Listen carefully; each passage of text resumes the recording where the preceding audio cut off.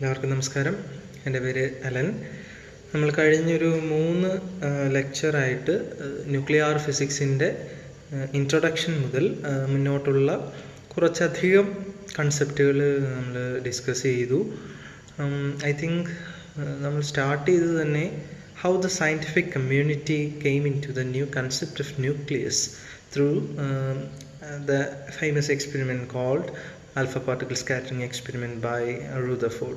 അപ്പോൾ റൂദർഫോർഡിൻ്റെ ആ ഒരു ഇൻഫറൻസിൽ നിന്ന് ഈ ന്യൂക്ലിയസ് ആറ്റത്തിലേക്ക് വന്നു. ആറ്റത്തിൻ്റെ പ്രോപ്പർട്ടീസ് പഠിക്കാനാണ് യഥാർത്ഥത്തിൽ ഇങ്ങനെ ഒരു എക്സ്പെരിമെൻ്റ് കൊണ്ടുവന്നത് തന്നെ. പക്ഷേ ആറ്റം എന്ന് പറയുന്നത് അന്ന് വരെ നിലനിന്നിരുന്ന ആറ്റത്തിൻ്റെ സ്ട്രക്ചറുകളെല്ലാം പൊളിച്ചെഴുതിയ ഒരു പുതിയൊരു ഫോം ഓഫ് സ്ട്രക്ചറായിരുന്നു റൂദർഫോർഡ് മുന്നോട്ട് വെച്ചത്.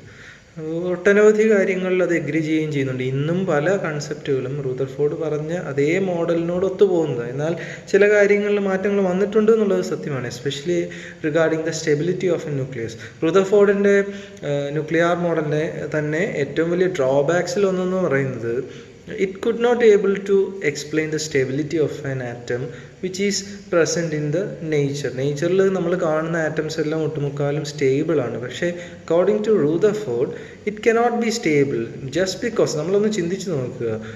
ഇലക്ട്രോണുകൾ എന്ന് പറയുന്നത് നമ്മളുടെ according to Rutherford's theory, electrons are revolving around nucleus is having some positive charge. ഈ റൊട്ടേഷൻ അല്ലെങ്കിൽ റെവല്യൂഷൻ എന്നൊക്കെ പറയുന്നതിന് ചില പ്രശ്നങ്ങളുണ്ട്, especially when it comes to charges. all kind of accelerating charges can produce an energy dissipation. അപ്പോൾ accelerate ചെയ്യുന്ന ചാർജുകൾക്ക് എനർജിയെ പുറത്ത് കളയേണ്ടതായി വരും. അങ്ങനെ ഒരു പർട്ടിക്കുലർ കൈനറ്റിക് എനർജിയിൽ റൊട്ടേറ്റ് ചെയ്യുന്നൊരു ചാർജ് എമിറ്റ് ചെയ്താൽ, എനർജി എമിറ്റ് ചെയ്താൽ, it will definitely come down to a lower energy state and the circumference of its revolution will decrease. അപ്പോൾ ഇൻഫാക്റ്റ് ഒരു ലോങ് ടേമിൽ നോക്കിക്കഴിഞ്ഞാൽ ഇങ്ങനെ എനർജി കുറഞ്ഞ് ആക്ച്വലി അത് വന്ന് ന്യൂക്ലിയസിൽ വീണാലുള്ള പ്രശ്നം എന്താ? പോസിറ്റീവ് ആൻഡ് നെഗറ്റീവ് ചാർജസ് അത് കംപ്ലീറ്റ് ആയിട്ട് ഫ്യൂസ് ചെയ്യുന്നൊരവസ്ഥയിലേക്ക് എത്തും. But it is not seen in the nature. നമ്മൾ പ്രകൃതിയിലേക്ക് നോക്കിയാൽ അല്ലെങ്കിൽ നമ്മൾക്ക് ചുറ്റുമുള്ള എലമെൻസിലേക്ക് നോക്കിക്കഴിഞ്ഞാൽ ഇങ്ങനെ ഒരു പ്രതിഭാസം നമുക്ക് കാണാൻ പറ്റുന്നില്ല. So there is something that restricts the electron to fall into a nucleus. ന്യൂക്ലിയസിൽ വന്ന് വീഴുന്നത് തടയുന്ന എന്തോ ഒന്ന് ഇലക്ട്രോണിൽ അല്ലെങ്കിൽ ആറ്റത്തിലുണ്ട്. ഇലക്ട്രോണുകളെ ആ ന്യൂക്ലിയസിൽ വന്ന് വീഴാതെ തടസ്സപ്പെടുത്തുന്ന എന്തോ ഒന്ന് ഇത്തരത്തിൽ ആറ്റത്തിനുള്ളിലുണ്ട് എന്ന് പിൽക്കാലത്ത് മനസ്സിലായി. അപ്പോൾ ഇത് റൂദർഫോർഡ് അവതരിപ്പിക്കുമ്പോൾ തന്നെ ഈ ഒരു പ്രശ്നം അവിടെ വന്നിട്ടുണ്ട്. കുറേ കാര്യങ്ങളിൽ അത് എഗ്രി ചെയ്യുമ്പോഴും ഈ പാർട്ടിൽ സ്റ്റെബിലിറ്റിയുമായി ബന്ധപ്പെട്ട് ഈ ഇലക്ട്രോസ്റ്റാറ്റിക് ഫോഴ്സ് ഓഫ് അട്രാക്ഷനെ എങ്ങനെ അത് ഓവർകം ചെയ്യും എന്നൊരു പ്രശ്നം അവിടെ വന്നു. അവിടെ പിന്നീട് വന്ന നീൽസ് ബോറിൻ്റെ ബോർ ആറ്റമിക് മോഡലാണ് അതിനൊരു കുറച്ചുകൂടി നല്ലൊരു എക്സ്പ്ലനേഷൻ കൊടുത്തത്. അതായത് നോൺ റേഡിയേറ്റിംഗ് ഓർബിറ്റ്സിനെ കുറിച്ച് പറഞ്ഞത്.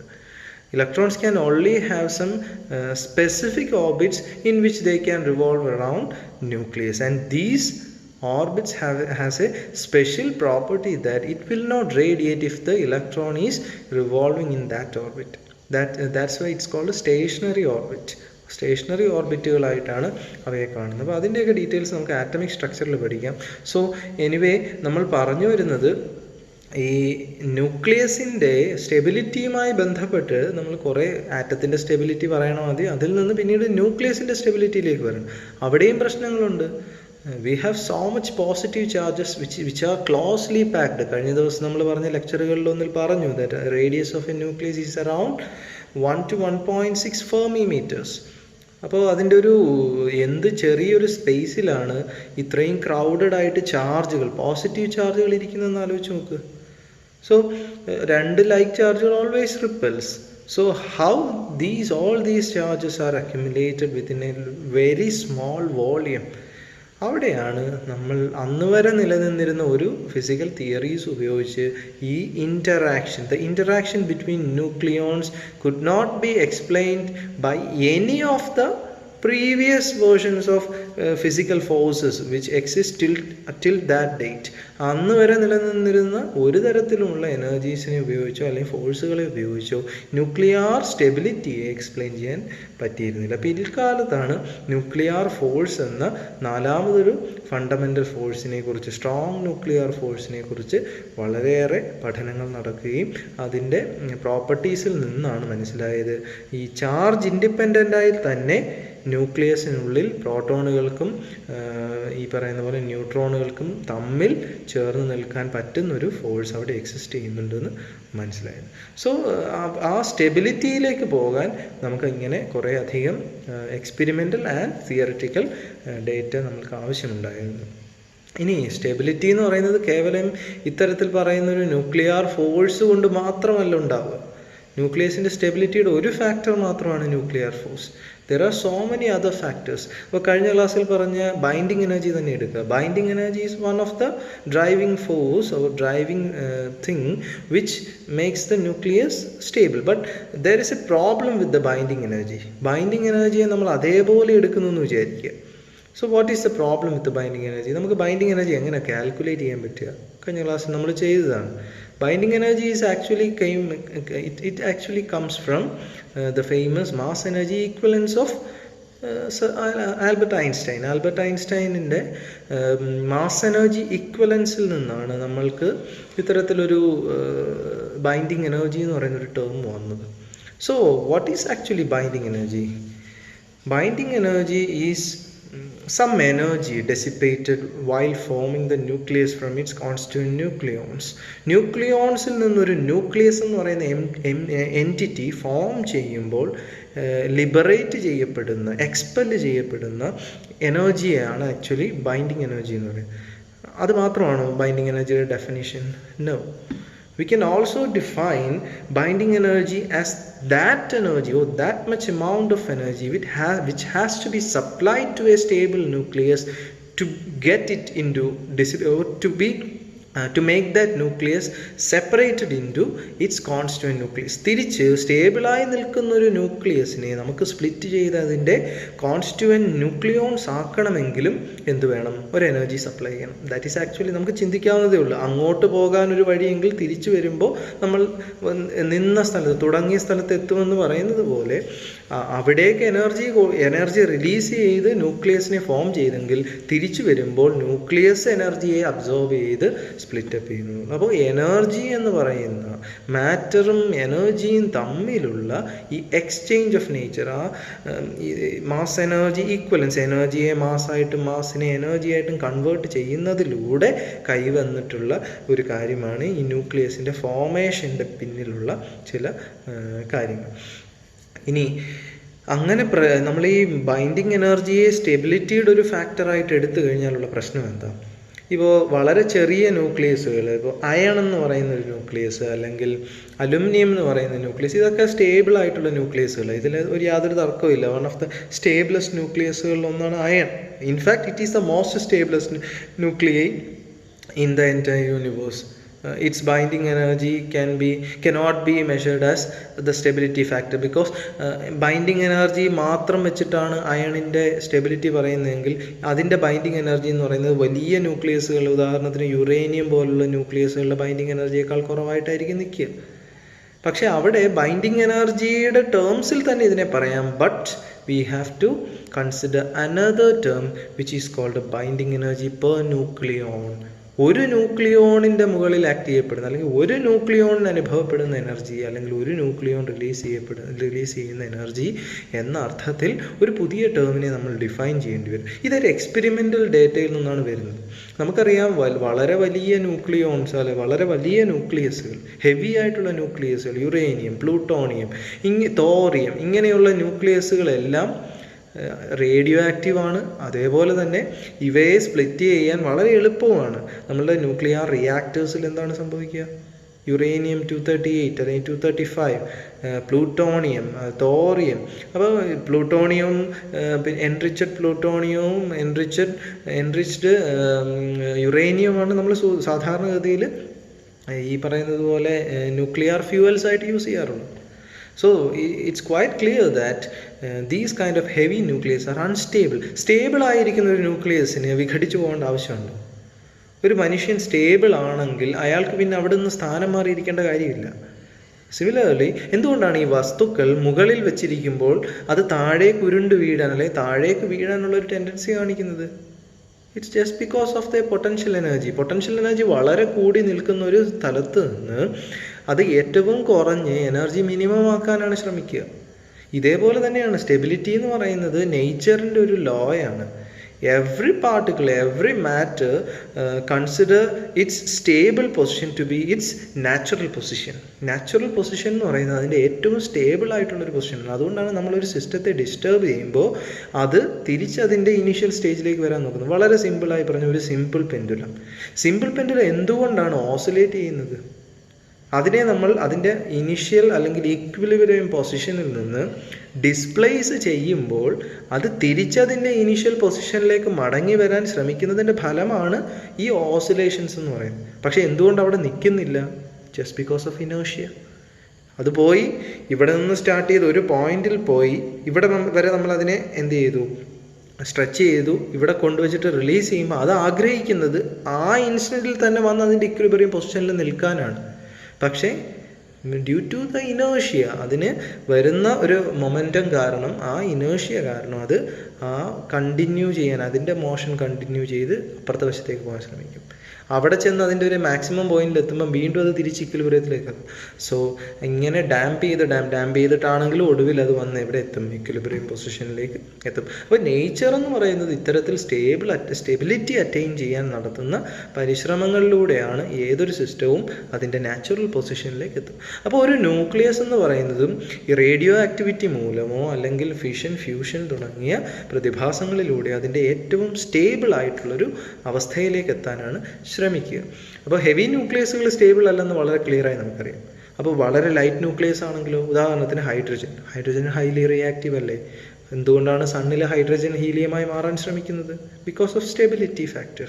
അപ്പോൾ സ്റ്റെബിലിറ്റി എന്ന് പറയുന്നത് അങ്ങനെ ഒറ്റയടിക്ക് നമുക്ക് ഈ പറയുന്നത് പോലെ തന്നെ നമുക്കതിൻ്റെ ബൈൻഡിങ് എനർജിയുമായി ഡയറക്റ്റ് കോറിലേറ്റ് ചെയ്യാൻ പറ്റില്ല. അങ്ങനെ കോറിലേറ്റ് ചെയ്യാൻ പറ്റുമായിരുന്നെങ്കിൽ ഏറ്റവും ഹെവി ആയിട്ടുള്ള ആറ്റം ആയിരുന്നതിന് ഏറ്റവും stable, because it's binding energy is high.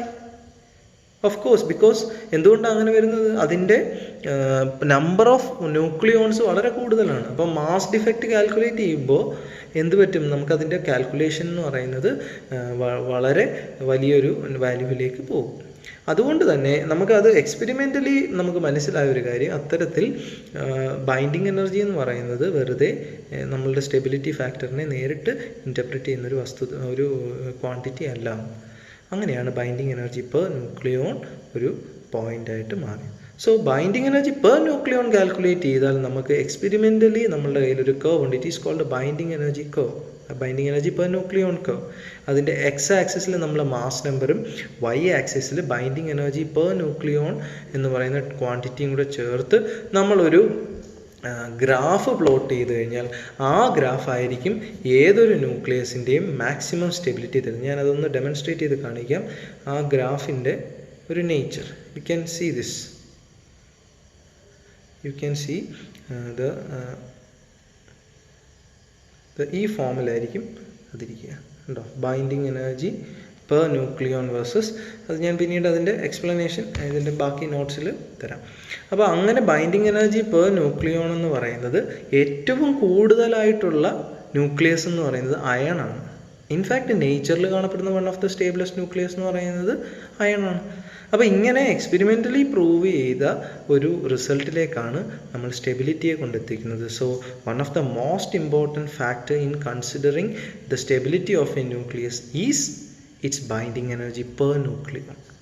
അപ്പോൾ വളരെ ലോ അല്ലെങ്കിൽ വളരെ ലോ സൈസുള്ള വളരെ മാസ് കുറഞ്ഞ ന്യൂക്ലിയസുകൾക്കും സ്റ്റെബിലിറ്റി കുറവാണ്.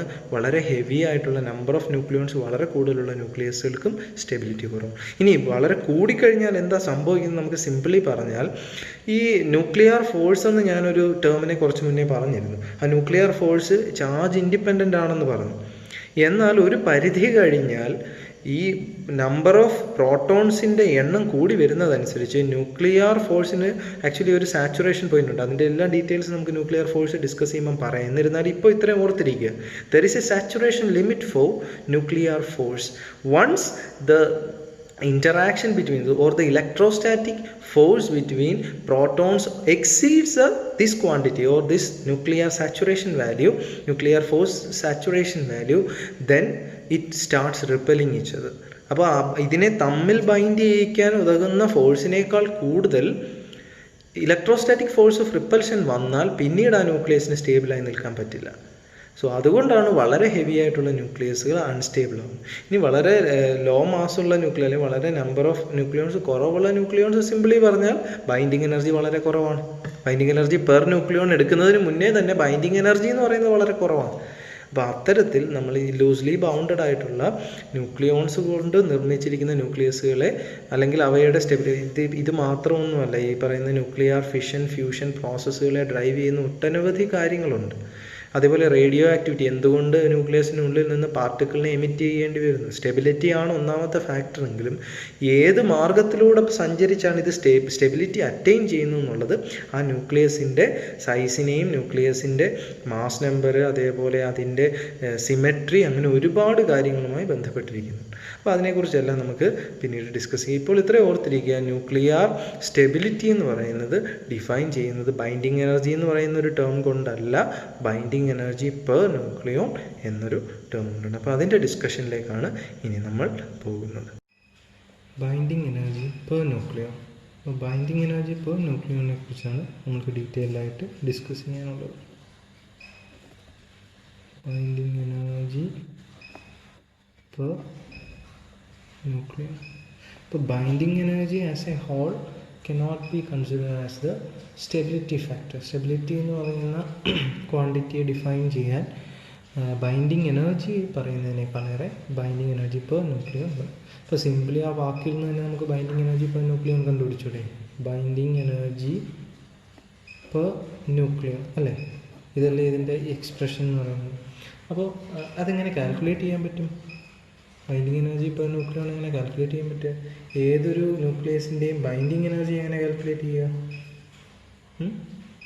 Binding energy is simply defined as, suppose XZA എന്ന് പറയുന്ന ഒരു ന്യൂക്ലിയസ് നമ്മുടെ കയ്യിലുണ്ടെങ്കിൽ ഇതിൻ്റെ ബൈൻഡിങ് എനർജി കാൽക്കുലേറ്റ് ചെയ്യാനായിട്ട് Z times mass of protons plus, അപ്പോൾ ബൈൻഡിങ് എനർജി എന്ന് പറയുന്നത് സിംപ്ലി പറഞ്ഞാൽ binding energy equal to mass defect into C² അല്ലേ? ഇതിൽ മാസ് ഡിഫക്റ്റ് എന്ന് പറയുന്ന ഡെൽറ്റ എം എന്ന് പറഞ്ഞാൽ എന്താ? Z ഇൻറ്റു എം, ഈ ഒരു പർട്ടിക്കുലർ ന്യൂക്ലിയസിനാണ്, പ്ലസ് N ഇൻറ്റു Mn, വേറെ capital N is a number of neutrons. അതിനെ നമുക്ക് മാറ്റി എഴുതാമല്ലോ, ZMP പ്ലസ് ഇവിടെ മൈനസ് എന്തുകൂടുണ്ട്, മാസ് ഓഫ് X എന്ന് പറയുന്നത് നമ്മുടെ ഈ ന്യൂക്ലിയസ്. ഇനി ZMP പ്ലസ് എന്നിന് വരെ A minus Z into Mn minus M of X. ഇങ്ങനെയല്ലേ മാസ് ഡിഫക്റ്റ് കണ്ടുപിടിക്കുക. ബൈൻഡിങ് എനർജി ഇതിൽ നിന്ന് എങ്ങനെ കണ്ടുപിടിക്കാം? Therefore binding energy is equal to delta m into C² which is equal to ഈ ക്വാണ്ടിറ്റി ഇൻറ്റു C². ഇങ്ങനെ നമുക്ക് കണ്ടുപിടിക്കാം. ഇത്രയും കാര്യങ്ങൾ ക്ലിയർ ആയില്ലേ? ഇത് ബൈൻഡിങ് എനർജി കണ്ടുപിടിച്ചു. ഇനി ബൈൻഡിങ് എനർജി പെർ ന്യൂക്ലിയോൺ കിട്ടാൻ എന്ത് വേണം? ഇതേ ഡിവൈഡ് ബൈ A എടുത്താൽ പോരെ. This quantity divide by A എടുക്കുമ്പോഴത്തേന് ബൈൻഡിങ് എനർജി പെർ ന്യൂക്ലിയോൺ കിട്ടും. ഈ ബൈൻഡിങ് എനർജി പെർ ന്യൂക്ലിയോൺ എങ്ങനെയാണ് സ്റ്റെബിലിറ്റിയുമായി ബന്ധപ്പെട്ടിരിക്കുക? അപ്പോൾ അത് എക്സ്പെരിമെൻ്റൽ റിസൾട്ടിൽ നിന്നാണ് അങ്ങനെ ഒരു ഇൻഫറൻസിലേക്ക് എത്തിയത്. അപ്പോൾ ആ എക്സ്പെരിമെൻ്റൽ റിസൾട്ടിൻ്റെ ഒരു ഗ്രാഫിക്കൽ റെപ്രസെൻറ്റേഷൻ ഞാൻ നിങ്ങൾക്ക് കാണിച്ചു തരാം. അപ്പോൾ ആ ഗ്രാഫിക്കൽ റെപ്രസെൻറ്റേഷനിൽ നിന്ന് നമുക്ക് മനസ്സിലായി ഏറ്റവും സ്റ്റേബിൾ ആയിട്ടുള്ള ആറ്റം അല്ലെങ്കിൽ ഏറ്റവും സ്റ്റേബിൾ ആയിട്ടുള്ള ന്യൂക്ലിയസ് ഏതാണ്, അതേപോലെ ആ ന്യൂക്ലിയസിൻ്റെ എന്ത് പ്രോപ്പർട്ടിയാണ് അവിടെ സ്റ്റെബിലിറ്റിയെ ഡിഫൈൻ ചെയ്യുന്നതെന്നുള്ളത്. അപ്പോൾ അങ്ങനെയാണ് നമ്മൾ ഈ ബൈൻഡിങ് എനർജി പെർ ന്യൂക്ലിയോൺ ഒരു സ്റ്റെബിലിറ്റി ഫാക്ടറായിട്ട് നമ്മുടെ മുമ്പിലേക്ക് വന്നത്. അപ്പോൾ അതിൻ്റെ ആ ഗ്രാഫ് നമുക്കൊന്ന് കാണാം. ഏതാണ്ട് ഈ ഫോമിലായിരിക്കും ബൈൻഡിങ് എനർജി പെർ ന്യൂക്ലിയോണിൻ്റെ ഗ്രാഫിനെ നമ്മൾ കാണും. അപ്പോൾ ഇതിൻ്റെ എക്സ് ആക്സിസിൽ എന്തുണ്ട്? മാസ് നമ്പർ ഉണ്ട്. എക്സ് ആക്സിസിൽ മാസ് നമ്പറും വൈ ആക്സിസിൽ binding energy per nucleon in mega electron volt. അപ്പോൾ അതൊന്ന് സൂക്ഷിച്ച് നോക്കിയാൽ നിങ്ങൾക്ക് മനസ്സിലാവും. ആ മാസ് നമ്പർ 0യ്ക്കും ഒരു 240 ഇടയിൽ ഇതിനകത്ത് തന്നിട്ടുണ്ട്. ഇതിൽ തന്നെ 0 to 40 ഇടയിൽ തന്നെ ആ ഫ്ലക്ച്വേഷൻ കണ്ടോ. ആദ്യം 0-ൽ അല്ലെങ്കിൽ തൊട്ടടുത്ത് 1-ൽ നിന്ന്, 0-ൽ ഒരു ആറ്റം നമുക്കില്ലല്ലോ, 1-ൽ നിന്ന് ജസ്റ്റ് ഒരു ഹൈപ്പ് ഉണ്ടാകുന്നുണ്ട്, പിന്നെ അവിടെ നിന്ന് നല്ല രീതിയിലൊരു പീക്ക് ഉണ്ടാകുന്നുണ്ട്, പിന്നെ കുറയുന്നുണ്ട്, വീണ്ടും കൂടുന്നുണ്ട്. അപ്പോൾ ബൈൻഡിങ് എനർജി എന്ന് പറയുന്നത് ലോവർ ആയിട്ടുള്ള നമ്മുടെ മാസ് നമ്പർ ന്യൂക്ലിയസുകളിൽ ഫ്ലക്ച്വേറ്റ് ചെയ്തുകൊണ്ടിരിക്കുക. എന്നാൽ ഇങ്ങനെ കൂടി 40-ക്കും 80-ക്കും ഇടയിൽ നിങ്ങൾ നോക്കിക്കഴിഞ്ഞാൽ ഒരു പോയിന്റിൽ അത് നല്ലൊരു പീക്കിനെ തരുന്നുണ്ട്. ആ പോയിന്റ് ഏതാണെന്ന് ചോദിച്ചാൽ it is nothing but the value 56. 56 എന്ന് പറയുന്നൊരു മാസ് നമ്പർ വാല്യൂവിലാണ് ഈ എൻറ്റയർ ഗ്രാഫിൻ്റെ മാക്സിമം നമുക്ക് കിട്ടുക. അതിനുശേഷം ഗ്രാജുവലായിട്ട് വളരെ ഫീബിളായിട്ട് കുറയുന്നുണ്ട് ഇത്. പക്ഷേ ഏറെക്കുറെ കോൺസ്റ്റൻറ്റുമാണ്, ഒരുപാട് വലിയൊരു കുറവില്ല. എന്നാൽ ഓൾമോസ്റ്റ് ഒരു 240-ക്ക് അപ്പുറമൊക്കെ എത്തുമ്പോഴത്തേന് ഇത് കംപ്ലീറ്റ് ആയിട്ട് ഇല്ലാതാവുന്നുണ്ട്. അപ്പോൾ നമുക്ക് മനസ്സിലാക്കാൻ കഴിയുന്നൊരു കാര്യം, ഏതാണ്ട് ഒരു 56 ആണ് ഇതിൻ്റെ ഒരു പീക്ക് വാല്യൂ. അതിനുശേഷം ഇത് ഗ്രാജുവലി സ്റ്റേബിളായിട്ട്, ഓൾമോസ്റ്റ് സ്റ്റേബിൾ, വളരെ ചെറിയൊരു ഡിക്രിമെൻറ്റ് മാത്രമേ ഉള്ളൂ അതിൻ്റെ സ്റ്റെബിലിറ്റിയിൽ മാസ് നമ്പറിന്. അപ്പോൾ ഇതിൽ നിന്ന് നമുക്ക് കിട്ടുന്ന ഇൻഫറൻസ് എന്തൊക്കെയാണ്? അപ്പോൾ ഇത് binding energy per nucleon maximum എന്ന് പറയുന്ന മാസ് നമ്പർ എത്ര? A is equal to 56. അത് പരിശോധിച്ചപ്പോൾ മനസ്സിലായത് ഇത് വരുന്നത് കറസ്പോണ്ടിങ് ടു അയൺ 2656 എന്ന് പറയുന്നത് അയണിൻ്റെ ഒരു ഐസോടോപ്പിനാണ് മാക്സിമം സ്റ്റെബിലിറ്റി ഉള്ളത് എന്ന് മനസ്സിലായി. ആ മാക്സിമം വാല്യൂ എന്ന് പറയുന്നത് വൈ ആക്സിസ് ഞാൻ ഓൾറെഡി പറഞ്ഞു, മെഗാ ഇലക്ട്രോൺ വോൾട്ടിലാണ് നമ്മളുടെ ബൈൻഡിങ് എനർജി എക്സ്പ്രസ് ചെയ്തിരിക്കുന്നത്. അപ്പോൾ അതിൻ്റെ വാല്യൂ പരിശോധിച്ചപ്പോൾ നമുക്ക് മനസ്സിലായത് ഈ വാല്യൂ എന്ന് പറയുന്നത് ഓൾമോസ്റ്റ് ഒരു 8 റേഞ്ചിൽ 8.6605 ആ റേഞ്ചിലാണ്. 8.6605 മെഗാ ഇലക്ട്രോൺ വോൾട്ട് എന്ന് പറയുന്ന ഈ ഒരു റേഞ്ചിലാണ് നമുക്ക് ആ മാക്സിമം വാല്യൂ കിട്ടിയത്. ഇനി അതുപോലെ തന്നെ പിന്നെ അതിന് ശേഷം എന്ത് ചെയ്യുന്നുണ്ട്, ഇതിങ്ങനെ കുറയുന്നുണ്ട്. അപ്പോൾ 8.66 അല്ല 8.7 സോറി 8.79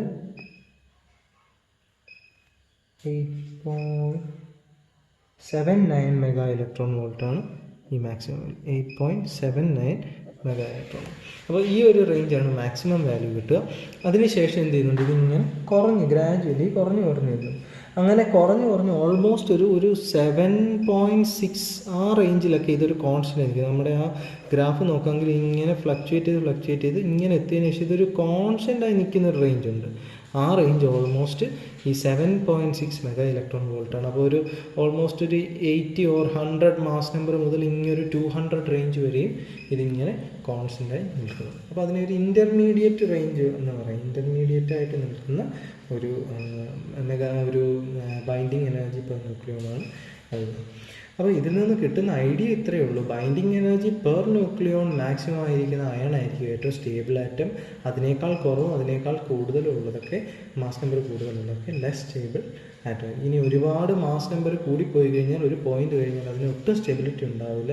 അപ്പോൾ in order to attain stability it will disintegrate. അപ്പോൾ അതിൻ്റെ ആ സ്ട്രക്ചറിൽ നിന്ന് മാറി ഒന്നുകിൽ ഏതെങ്കിലും particle emission, alpha, beta, gamma തുടങ്ങിയ പാർട്ടിക്കിൾ എമിഷനിലൂടെ അത് ലോവർ സ്റ്റേറ്റിലേക്ക് വരും, അല്ലെങ്കിൽ ന്യൂക്ലിയർ ഫിഷൻ പോലെയുള്ള പ്രോസസ്സുകളിലൂടെ ഡയറക്റ്റായിട്ട് ഡോട്ടർ ന്യൂക്ലിയകളായിട്ടത് മാറും, ചെറിയ ന്യൂക്ലിയസിനെ അറ്റൻഡ്. ഇനി എന്തുകൊണ്ടാണ് അങ്ങനെ ഹെവി ന്യൂക്ലിയസ് ആകുമ്പോഴത്തേന് ഇങ്ങനെയൊരു പ്രതിഭാസം സംഭവിക്കുന്നത്? യഥാർത്ഥത്തിൽ ബൈൻഡിങ് എനർജി പെർ ന്യൂക്ലിയോൺ എന്ന് പറയുന്നത് ഒരു ന്യൂക്ലിയോണിൽ അനുഭവപ്പെടുന്ന അല്ലെങ്കിൽ ഒരു ന്യൂക്ലിയോണിന് കറസ്പോണ്ടിങ് ആയിട്ടുള്ള ബൈൻഡിങ് എനർജിയാണ്. ഹെവി ന്യൂക്ലിയസിലേക്ക് പോകുമ്പോൾ സാധാരണഗതിയിൽ ഈ ന്യൂക്ലിയോൺസ് തമ്മിലുള്ള ഇൻ്ററാക്ഷനും അപ്പുറം, അതായത് ന്യൂക്ലിയർ ഫോഴ്സിൻ്റെ ഒരു ഇൻ്ററാക്ഷനും അപ്പുറം ഇലക്ട്രോസ്റ്റാറ്റിക് റിപ്പൽഷൻ്റെ റേറ്റ് കൂടി വരും.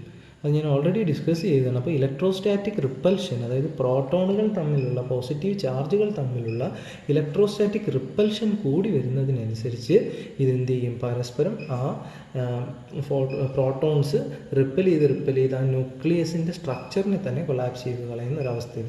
അപ്പോൾ അത് ഒഴിവാക്കാൻ വേണ്ടി ഒന്നുകിൽ ഏതെങ്കിലും ആൽഫ പാർട്ടിക്കിൾ എന്ന് പറഞ്ഞാൽ പോസിറ്റീവ് അയോൺസ് ആണെന്ന് നമുക്കറിയാമല്ലോ, അതിനെ ഒന്നുകിൽ എമിറ്റ് ചെയ്യും, അല്ലെങ്കിൽ ഇത് രണ്ട് സ്റ്റേബിൾ ന്യൂക്ലിയസുകളായിട്ട് ഡിവൈഡ് ചെയ്ത് പോവുകയാണ് ചെയ്യുന്നത്. അപ്പോൾ ഈ ഒരു കാര്യം ബൈൻഡിങ് എനർജി പെർ ന്യൂക്ലിയോൺ എന്ന് പറയുന്നത് ഓർത്തിരിക്കുക. ഇനി ഒരുപാട് ചെറിയ മാസ് നമ്പറുള്ള, അതായത് അതിൻ്റെ ഏറ്റവും ലെഫ്റ്റ് മോസ്റ്റ് എൻഡിലൊക്കെ ഉള്ളതാണ് ഈ റീജിയനിലൊക്കെയുള്ള മാസ് നമ്പറുള്ളതാണ്. ഇപ്പോൾ 0 to 10 റേഞ്ചിലൊക്കെയുള്ള മാസ് നമ്പറുള്ള പാർട്ടിക്കിൾസ് ആണെങ്കിൽ, അല്ലെങ്കിൽ ന്യൂക്ലിയസുകളാണെങ്കിൽ എന്ത് പറ്റും? അവിടെ ന്യൂക്ലിയർ ഫിഷൻ അല്ല സംഭവിക്കുക, ന്യൂക്ലിയർ ഫ്യൂഷൻ സംഭവിക്കുക. രണ്ടെണ്ണം ചേർന്ന് അല്ലെങ്കിൽ അതിലധികം എണ്ണം ചേർന്ന് കുറച്ചുകൂടി വലിയ ന്യൂക്ലിയസ് ആയിട്ട് അതിൻ്റെ മാസ് നമ്പർ എന്ന് പറയുന്നത് കുറച്ചുകൂടി സ്റ്റേബിളായി നിൽക്കും. ഉയർന്ന ബൈൻഡിങ് എനർജി പെർ ന്യൂക്ലിയോൺ ഉള്ള ഒരു ന്യൂക്ലിയസ് ആയിട്ട് ഫ്യൂസ് ചെയ്ത് മാറുകയാണ് ചെയ്യുക. അപ്പോൾ ഒന്നാമത്തെ സ്റ്റെബിലിറ്റിയുമായി ബന്ധപ്പെട്ട ഫാക്ടർ എന്ന് പറയുന്നത് ബൈൻഡിങ് എനർജി പെർ ന്യൂക്ലിയോൺ. ഇനി രണ്ടാമതൊരു ക്വാണ്ടിറ്റി ന്യൂക്ലിയർ സ്റ്റെബിലിറ്റിയുമായി ബന്ധപ്പെട്ട് പറയാനുണ്ടെങ്കിൽ അത് നമ്മൾ ഡിസ്കസ് ചെയ്യുക പാക്കിംഗ് ഫ്രാക്ഷനെ കുറിച്ചാണ്. So now we have to discuss about the packing fraction.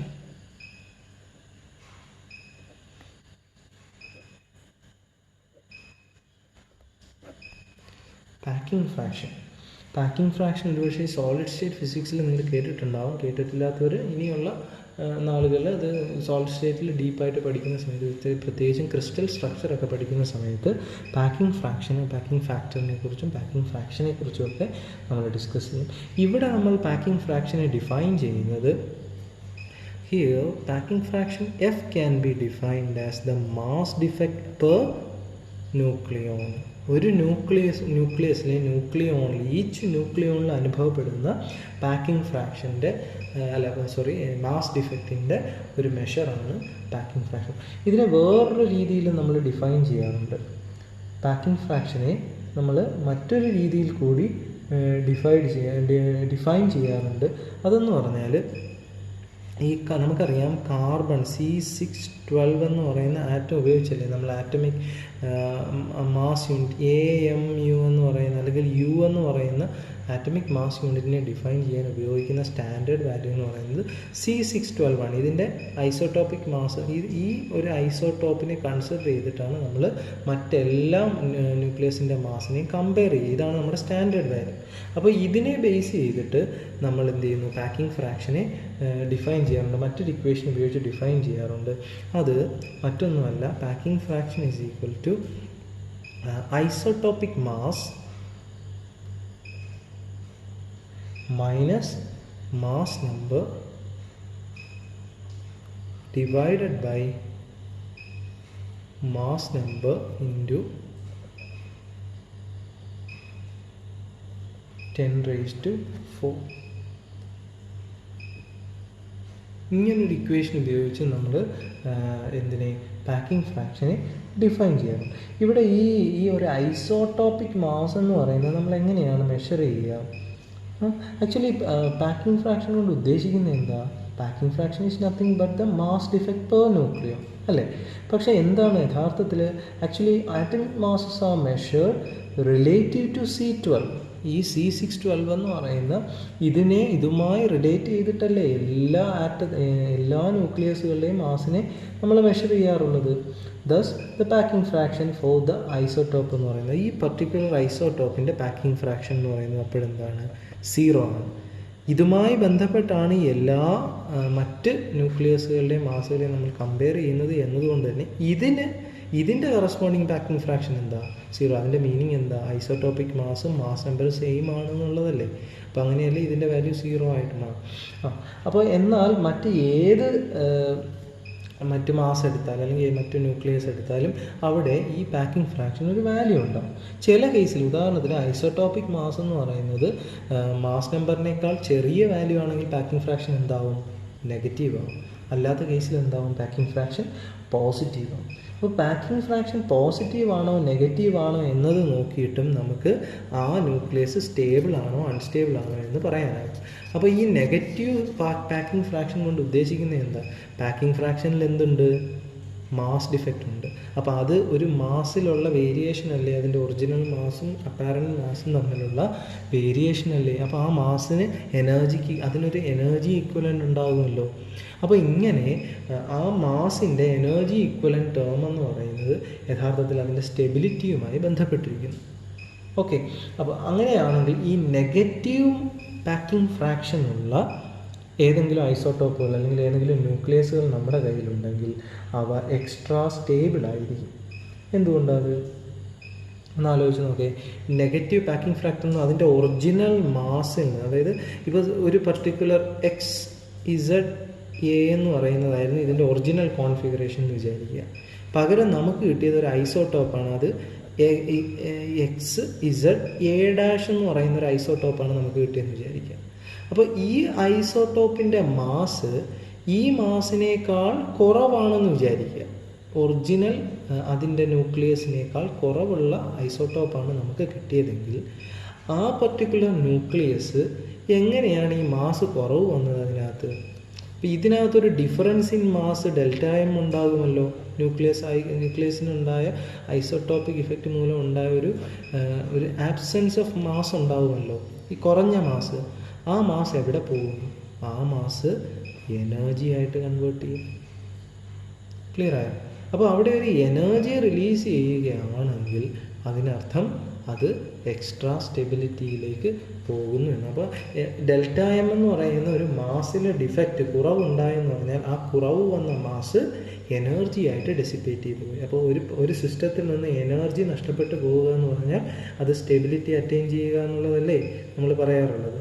അപ്പോൾ അതുകൊണ്ട് തന്നെ ഇത്തരത്തിൽ പാക്കിംഗ് ഫ്രാക്ഷൻ നെഗറ്റീവ് ആകുന്ന ന്യൂക്ലിയസുകളിൽ എന്തുണ്ട്?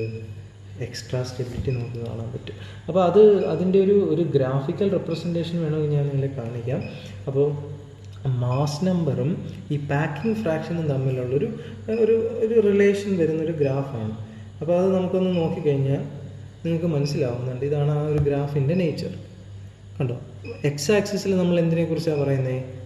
എക്സ് ആക്സിസിൽ കാണുന്നത് ഫുള്ള് മാസ് നമ്പറാണ്. 0 to 240 വരെ കാണുന്നുണ്ട്. പിന്നെ വൈ ആക്സിസിൽ കാണുന്നത് എന്താ? വൈ ആക്സിസിൽ എന്താ കാണുന്നത്? F, packing fraction. പക്ഷേ ആ ആക്സിസിൻ്റെ റെപ്രസെൻറ്റേഷൻ ഒന്ന് നോക്കേ. എക്സ് ആക്സിസുമായിട്ട് വന്ന് കോയിൻസൈഡ് ചെയ്യുന്നത് -20 ആണ്.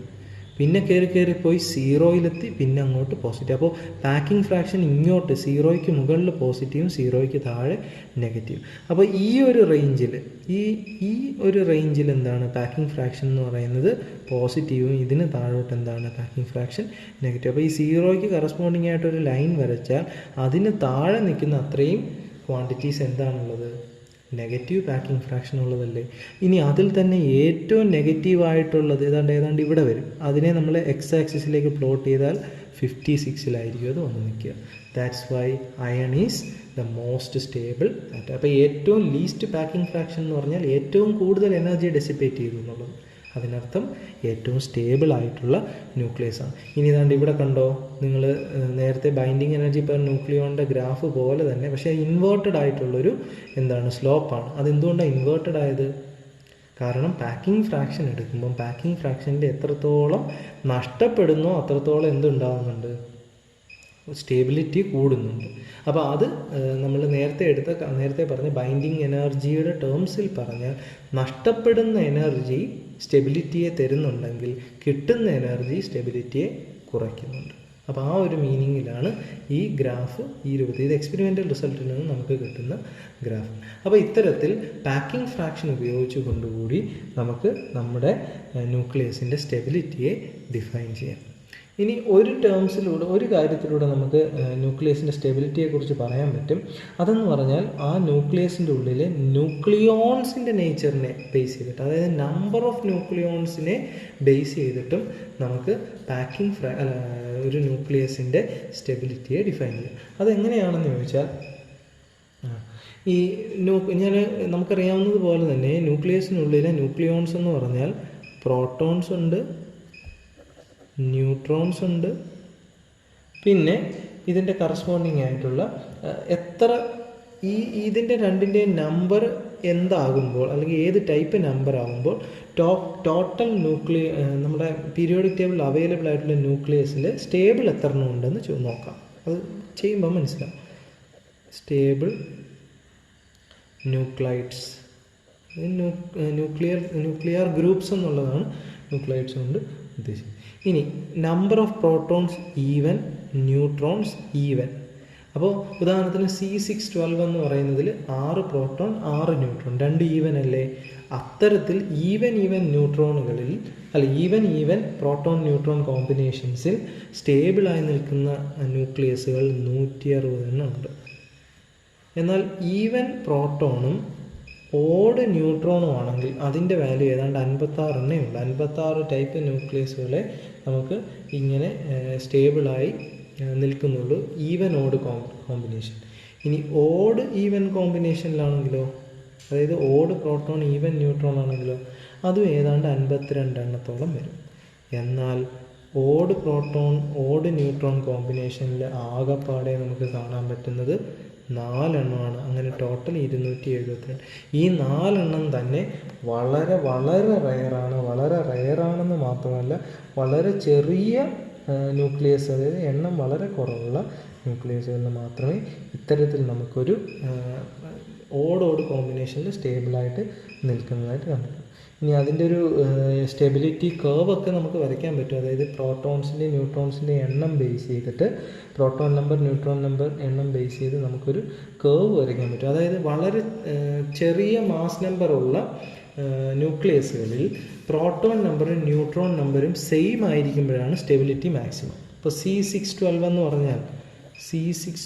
പറഞ്ഞാൽ എന്നും 6 ആണ്, പിന്നെ അതുപോലെ തന്നെ ഇസഡും 6 ആണ് അല്ലേ. അങ്ങനെയുള്ളത് ഒരു സ്റ്റേബിൾ ന്യൂക്ലിയസ്. ഇത്തരം ന്യൂക്ലിയസുകൾ വളരെ ചെറിയ മാസ് നമ്പർ, അതായത് ചെറിയ സൈസുള്ള ന്യൂക്ലിയസുകളിൽ മാത്രമേ ഇങ്ങനൊരു കണ്ടീഷനിൽ സ്റ്റേബിൾ ന്യൂക്ലിയസിനെ അത് തരത്തുള്ളൂ. ഉയർന്നു പോകും തോറും, അതായത് നമ്മുടെ പീരിയോഡിക് ടേബിളിൽ റൈറ്റിലേക്ക് പോകും തോറും അല്ലെങ്കിൽ മാസ് നമ്പർ കൂടും തോറും പ്രോട്ടോൺസിൻ്റെ അതേ പ്രപ്പോർഷണലിൽ ന്യൂട്രോൺസ് കൂടിയാൽ സ്റ്റേബിൾ ആവില്ല. കാരണം എന്താ? പ്രോട്ടോൺസ് വെറുതെ കൂടുകയല്ല, പ്രോട്ടോൺസ് കൂടുക എന്ന് പറഞ്ഞാൽ ഇലക്ട്രോസ്റ്റാറ്റിക് റിപ്പൽഷനും കൂടും.